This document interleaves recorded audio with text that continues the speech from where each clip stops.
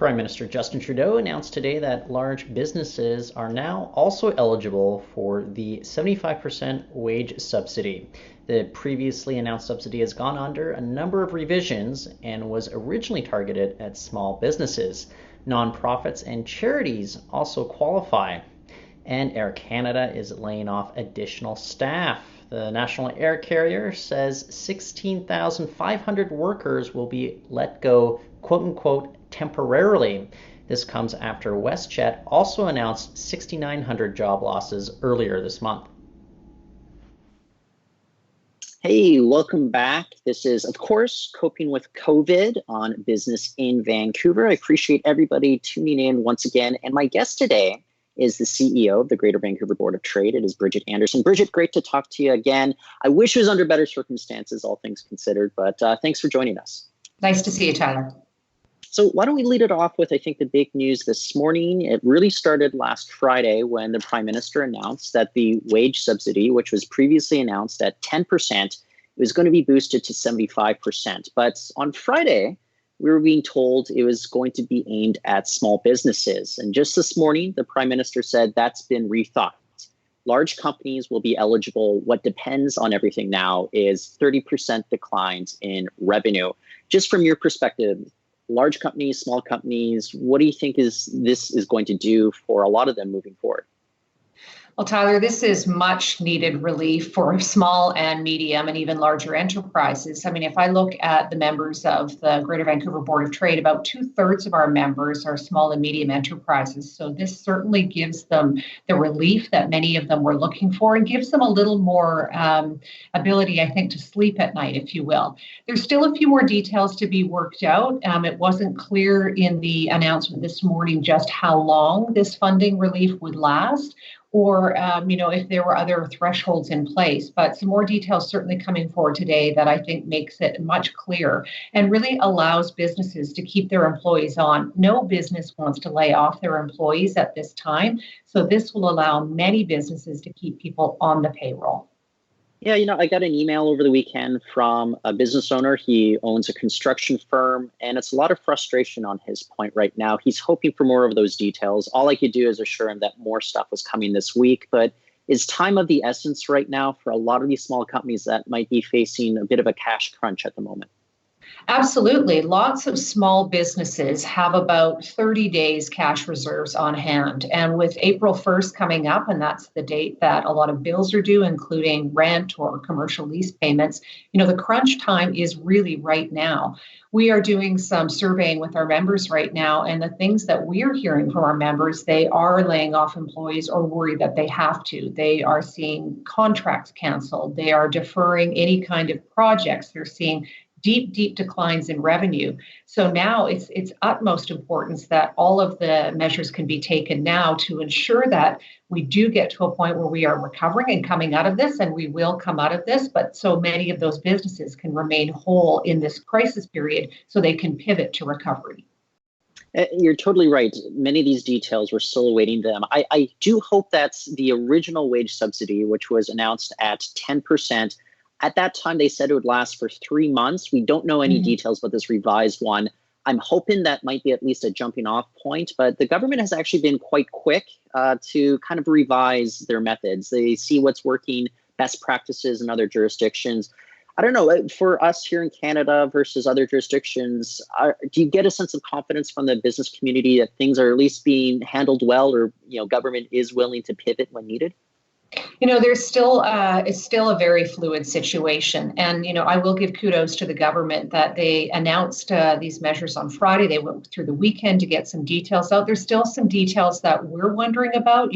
Is there a maximum amount per organization, or you mentioned the timeline? How long does this funding remain in place? So a couple of key questions for businesses for sure. But what we're hearing from businesses, and I'm involved in phone calls with members, with other business associations, and the government, and I would say all three levels of government are very open to listening how the impacts of COVID-19 are affecting their businesses and how the measures that governments have announced so far are being put in place, where those gaps are, and where additional measures can be taken to support business. So it is still an evolving conversation. And I know one of the pain points I'm hearing from many members is around the rent payments or commercial lease payments. And that's an area that we continue to advocate on behalf of our members. And government has addressed it somewhat, but I think there's more that could be done for sure. Well, one of the examples that maybe government is putting out there is also on Friday, they announced $40,000 in interest-free loans for the first year. Up to $10,000 of that under certain circumstances would be forgivable. How imperative is it going to be for a lot of these small businesses to be able to tap into that additional capital? Well, let's remember that 98% of all businesses in British Columbia are small businesses with 5 employees or less. So we already know that we have a lack of head offices in Vancouver. We know that the business community is made up of a lot of small and medium enterprises. So again, that cash is so important. And so being able to access a loan and then have some of that forgivable is key, because they can use those funds to put to things we're hoping to put to things like rent. But could other measures be considered, whether it would be some relief on property tax? So those are some of the things that we're hearing from members that they would like government to take additional action on. Well, and that's actually good to hear, because I think, at least for me, I've been in this bubble of, provincial announcements as well as federal announcements. But on the local level, the municipal level, you mentioned that.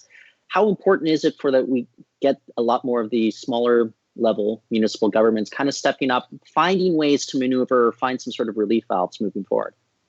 Well, we're part of the City of Vancouver's economic task force. And so what we're seeing is that it's a bit of a cascading effect. So the federal government makes its announcements in broad, and then we see the province came in and added some measures that augmented the federal announcements. And then it would be up to municipalities to look where they can augment the province and the feds. And that's really on some of those very local measures. And so the City of Vancouver has taken some action, but there are other municipalities in the Lower Mainland that could be taking action as well. And I know that many of those municipalities are working very directly with their chambers of commerce or boards of trade. And certainly that's what we're advocating on behalf of our members is to look to see where the municipalities can take some leadership and to augment what's being happened on the other 2 levels of government. So there's been a lot of dire situations that I've been covering here, whether it's layoffs, a lot of companies facing capital crunches right now. I don't want to, mitigate any of that, but I'm wondering, are you getting heartening signs from the business community? A lot of signs that people are coming together, willing to do anything that they can to make this work for everybody.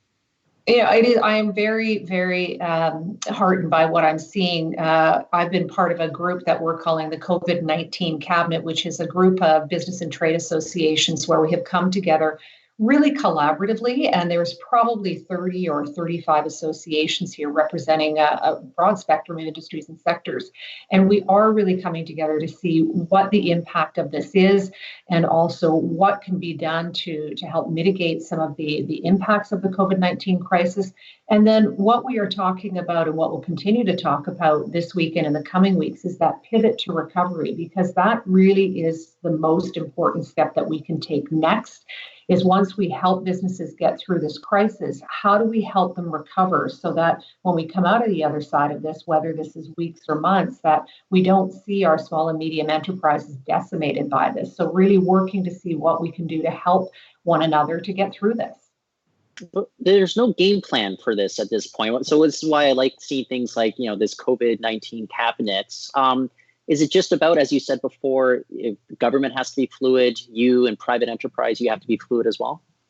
It's collaboration is going to be key for all of us to get through this. There's lots of other working groups that are happening, including another one that the Greater Vancouver Board of Trade is working on a provincial level, and that's working with First Nations and working with labor and working with social services and other business associations. And again, that's looking at it in a really broad, holistic view to see how can we help one another get through this? This is really unprecedented. And, what I'm hearing from our members is that they think this recovery is going to be slow. So given that, what needs to be done so that business and government, First Nations and labor can all come together and figure out what the best path forward is. None of us know that, and we don't actually know where the end of this is, whether we're talking weeks or months, but you really will see, and I have seen already, this kind of collaboration that really will help us all to get to the next phase of this. Are there certain sectors that are a particular concern or vulnerability right now, especially here in the Lower Mainland? As I mentioned, there's not a lot of head offices in Vancouver. And I think that really, so where we're seeing big impacts are around retail. About 12% of British Columbia we're seeing as the retail sector. We're also seeing a large sector in tourism and hospitality and accommodation really hit very, very hard. And so, it's working with those other associations that represent those sectors to be able to come together.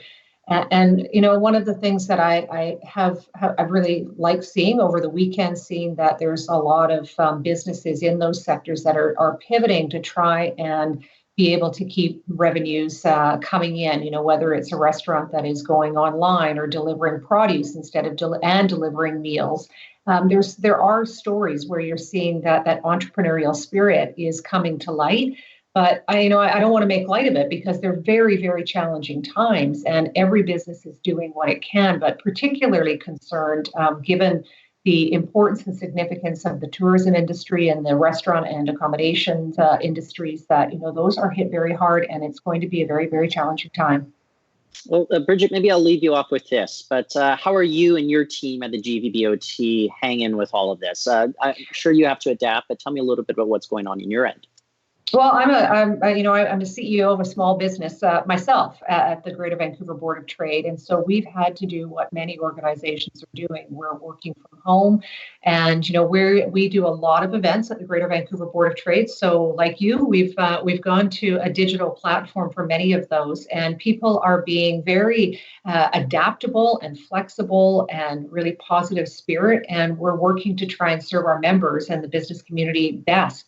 And people have been fantastic about being on webinars and offering and sharing information. That's one thing that I think gives me a lot of hope, is when you see the sharing of resources right now amongst businesses, whether it's templates for crisis planning or whether it's resources around mental health or leadership or financial modeling. Businesses are being very, very good at sharing resources and helping one another, and that gives me a fair amount of hope. Well, Bridgitte, I want to thank you once again for joining us. This won't be the last time we talk. I know that there's going to be lots to do in the coming months ahead. So thank you again for joining us on the show today. Thanks for having me. That's Bridgitte Anderson, CEO of the Greater Vancouver Board of Trade, and you've been listening to Coping with COVID on BIV.